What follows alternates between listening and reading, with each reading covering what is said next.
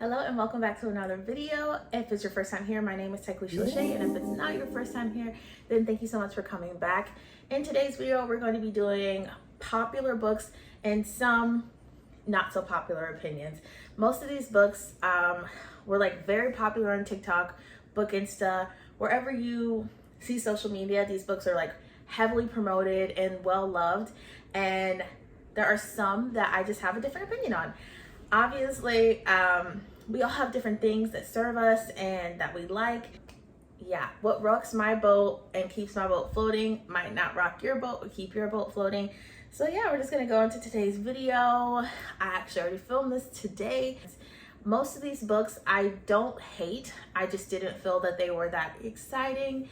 Some of these books might surprise you.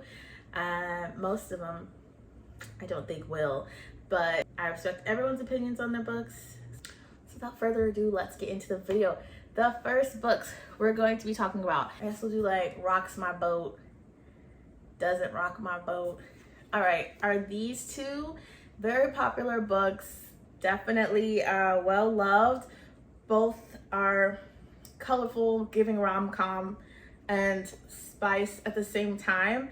And I personally, not weirdly, but the one that I actually did enjoy, they both were influenced by BookTok, but the one that I actually like ride that wave is The Love Hypothesis. I'll just give a little rundown. This is a book about a girl named Olive and a guy named Adam. Workplace, fake dating. It's so cute and rom-com. The one thing about this is it's not actually spicy. I love it. It gives all the feels and it's so sweet, and I just enjoyed my time reading it. Yeah. She is the dumbest smart girl you're ever going to come in contact with, though. She's literally so smart, but the girl was so blind. I was like, I might not be a PhD student, but I figured this out way before you, Olive. I love, like, it's such a good book, and I can't wait for her next book to come out. Ali Hazelwood, super good. The Love Hypothesis by Ali Hazelwood was the one that I rode that wave. I'm with them. So the book that I didn't ride that wave, it didn't really float my boat, but it was okay. It feels hard to talk about things that everyone loves, is The Spanish Love Deception. The Spanish Love Deception is by Elena Armaz, and it's so well loved, and honestly deservingly so. If you liked it, that's really awesome. I just didn't enjoy the main character, Catalina. I didn't personally see why Aaron was super great. But it also could just be that it was so well loved and so hyped up, and I saw like one-liners that had me thinking it would be something completely different, and it wasn't that.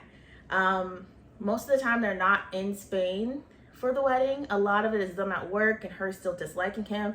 And the thing about this is, like, I had such high hopes, like it's enemies to lovers, workplace, and as a lover of the hating game, I know.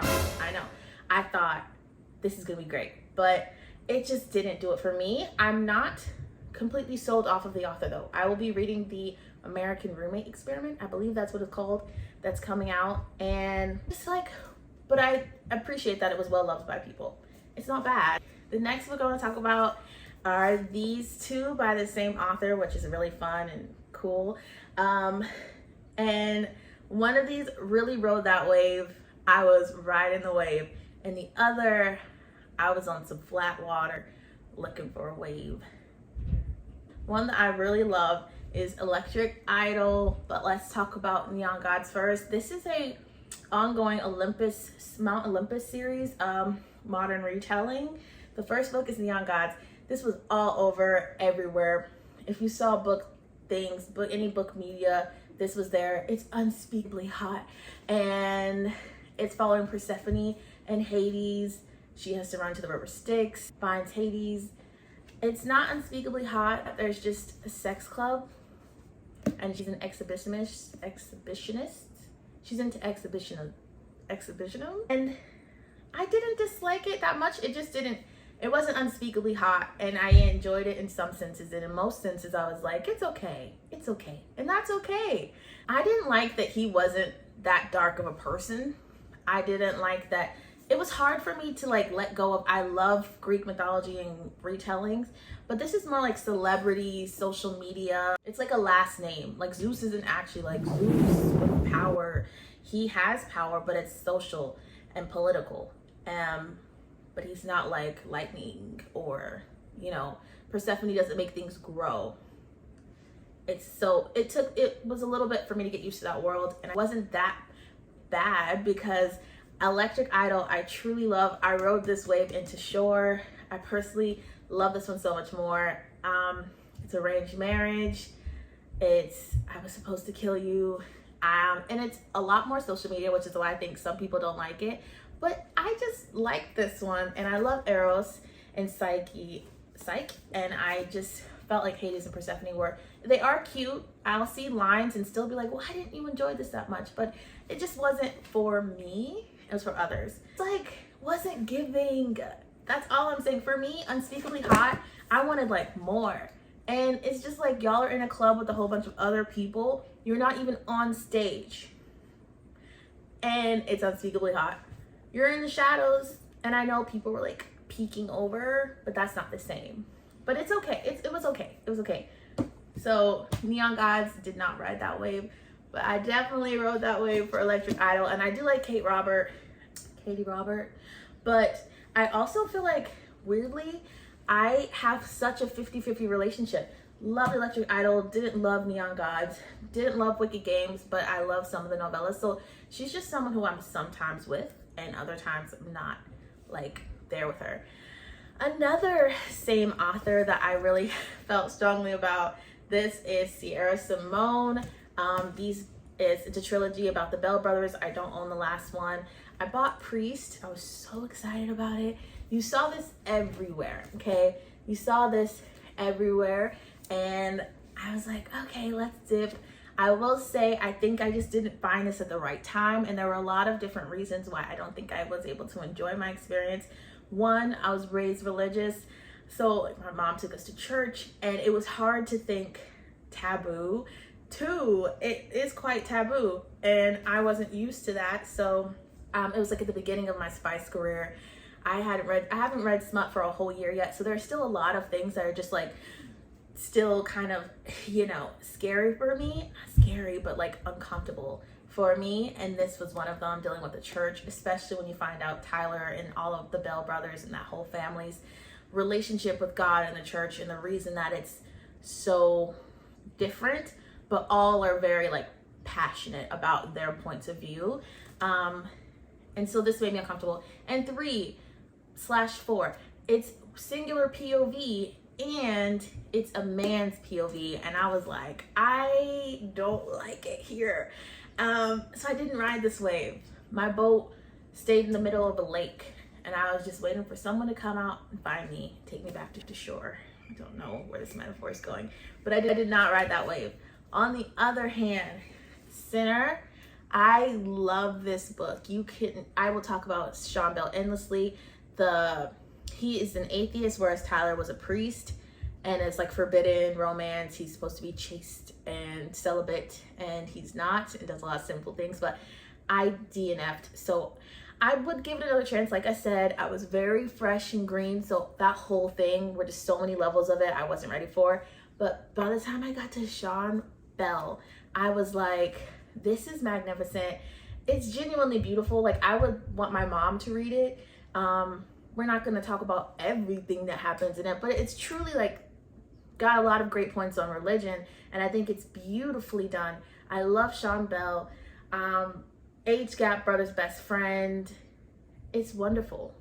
It's wonderful. I'm sorry I didn't do a rundown on the others. Workplace Fake Dating.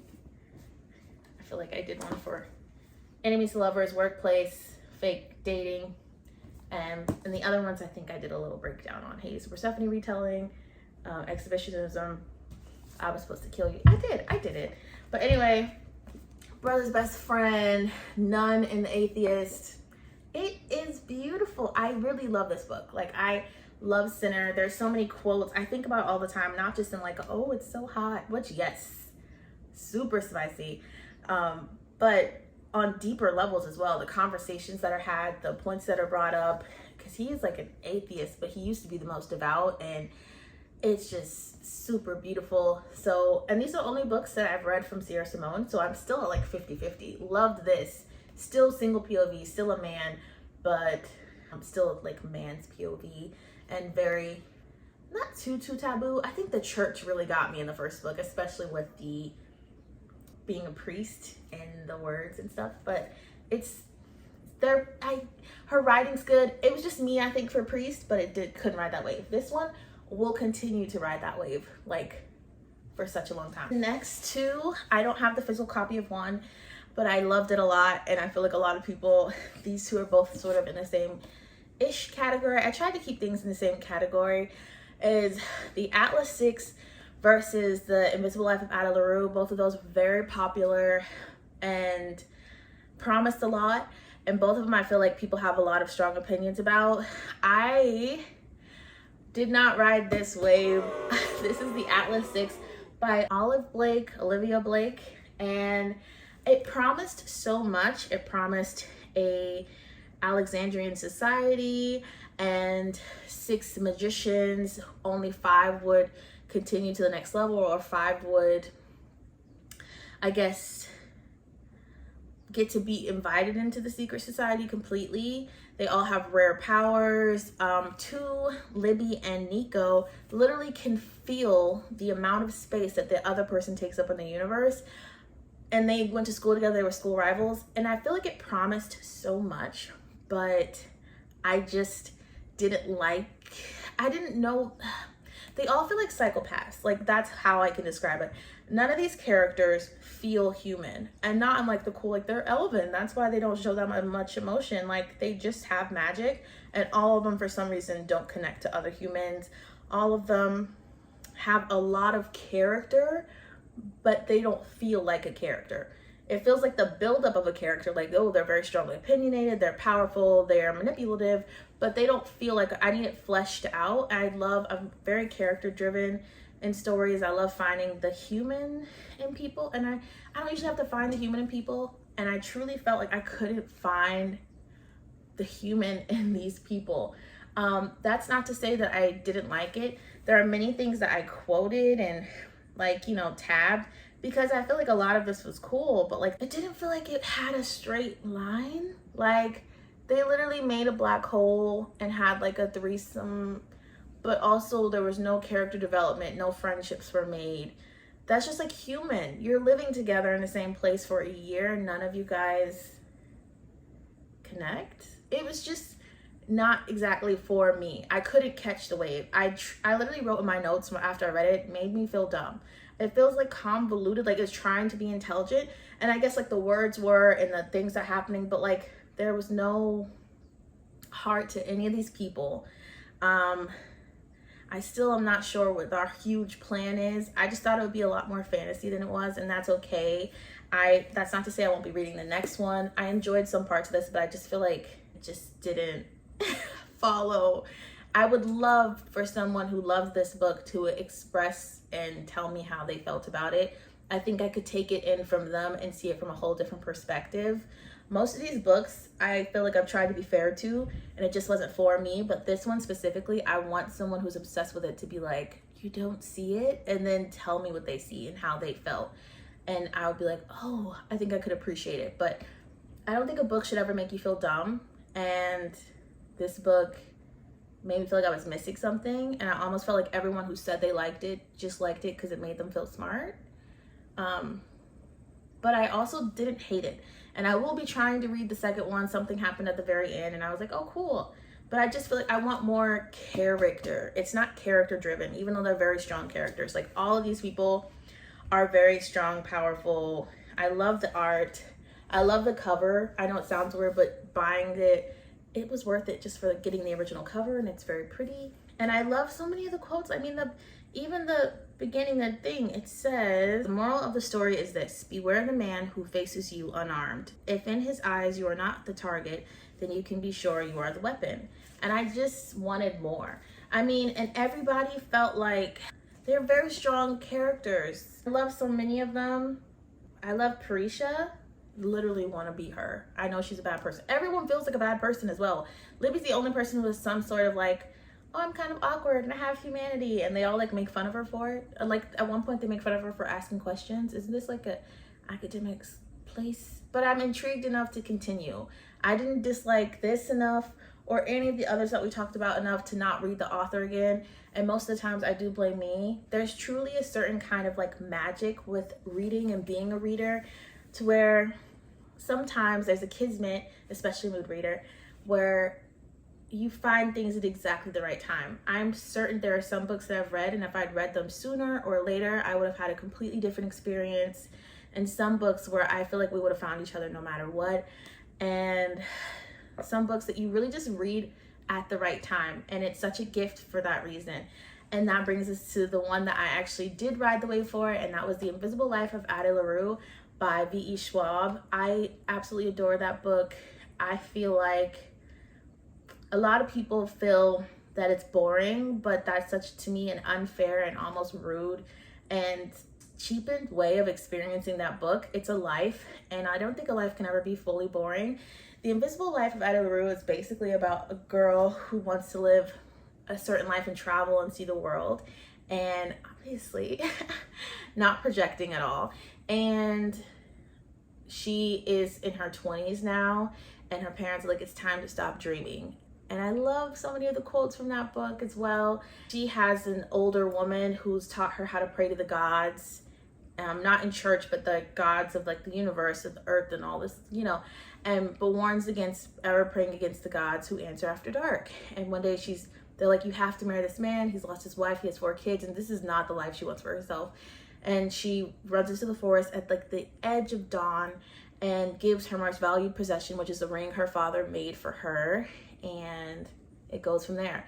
She doesn't know exactly what she wants. He asked her what she wants, and she just says a lot of what she doesn't want, which at the time, in this rage and in this stress, was like, I don't want to belong to someone else. I don't want to be anybody's this or that. And he made her invisible. After seeing her, if she walks away from the room, then you won't remember having ever met her. And it's like, how do you leave an imprint on someone or in life at all if you're forgotten? And I love it. I personally loved like everything about that book, minus me weirdly liking the villain. I don't care. I liked him. And I feel like they're actually a good pair. I think, of course, when I see the reviews, like I will sometimes read reviews, I see their point, but that's something that's like how Guild was for me. It was to be experienced and felt at the right time, and not, you know, because people were like, well, why didn't she do more? Why didn't she do this? She's kind of selfish. And yeah, but I love it. It's beautiful. And I love The Invisible Life of Ada LaRue. Like, that one feels like infinity. I don't own it. My big sister's literally offered so many times. But I'm one of those like fairy people, and I want to go dancing, but I'm like, only if it's at a really pretty little terrace and there's little lights everywhere.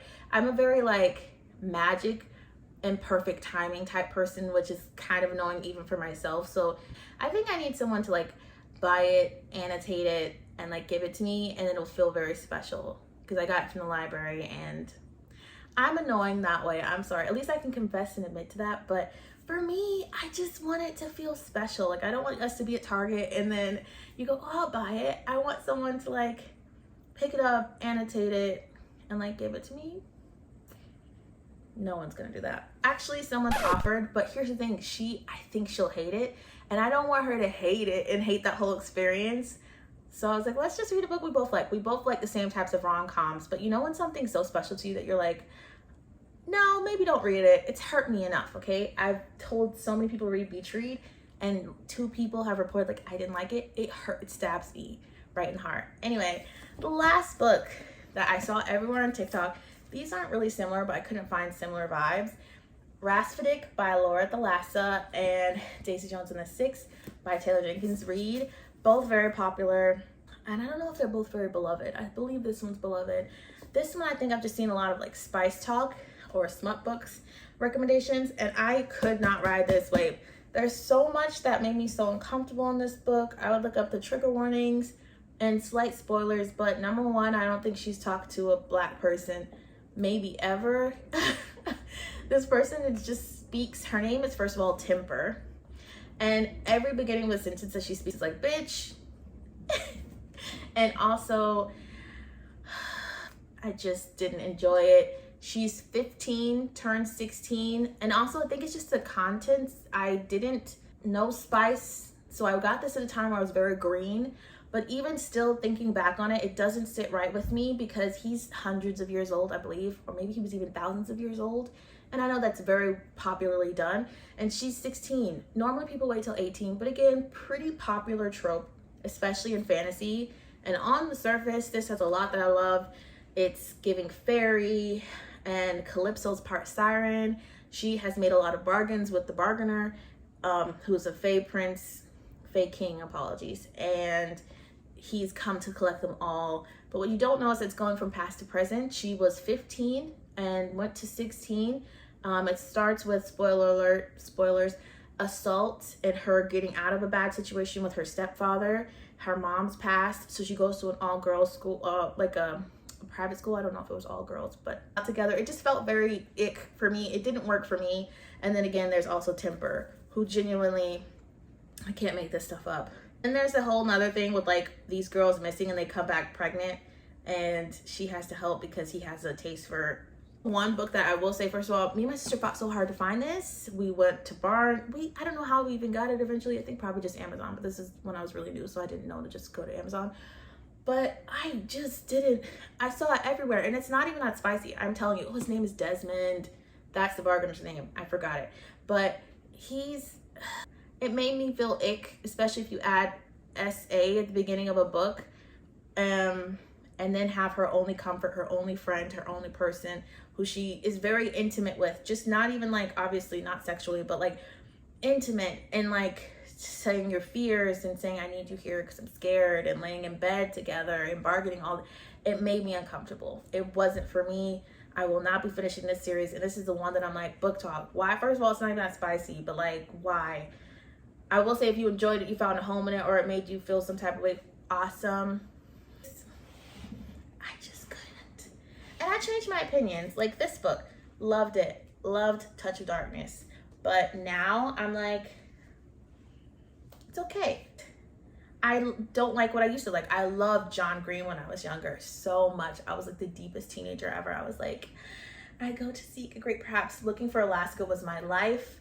Now I'm like, oh, these kids all just needed like therapy, and not in a bad way. It's there for you when you need it. That's the thing about books. Like, I love the magic of reading because there's certain gifts and things, and they're there when you need it. John Green, at that time, I felt like he understood kind of being a teenager. Loved all of his books. I read most of them.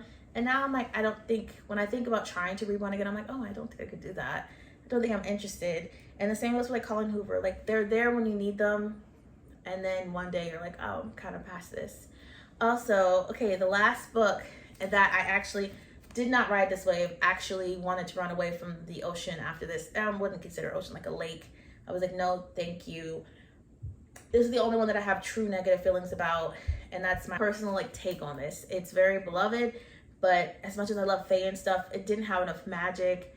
I don't have much nice to say about this. The spice wasn't even worth it. I like her siren side. Bitch, you better be joking. I wanted to like it so much too. I don't think it was overhyped. I just think like maybe I didn't want SA and then a codependent relationship. It's past and present. So, I mean, you could still read it. I wouldn't be like, you're gross if you read it. It's just not for me, and that's okay. And the last book that actually did ride this wave and eternally love is Daisy Jones and the Six by Taylor Jenkins Reid. This is like a 60s band interview setting, and I feel like you've heard about all these books, but this is truly something special. It writes love in so many different ways, in a lot of different shades. The love of friendship, soulmates, your twin flame, but like right person, wrong time, or right person, wrong life. And I love like all the characters in this book, and it's so beautiful. And I wish people just read this. It is becoming a TV show. I can't wait to watch because the casting looks fantastic, truly fantastic. The song lyrics, sorry, there's a beat. The song lyrics are magical. I love everything about it. Anyway, and as for most of these, the only one I truly just disliked was this one. The rest of them, I don't want to say overhyped because I don't really like that terminology, but not for me. Like, I feel like people really loved them, and if you liked it and you got something out of it, I think that's all that matters, period. But for me, it just didn't hit, and that's okay. Thank you all for taking the time to watch me. I hope that you enjoyed today's video. If you made it to the end, you're the one. and like, comment, subscribe, please. Just comment like a heart emoji if you made it to this point. And wherever you are in the world, I hope that you have a great day, evening, night, and life. And I'll see you in the next video. Gonna get a coffee. Just drunk a coffee, but I'm gonna drink another.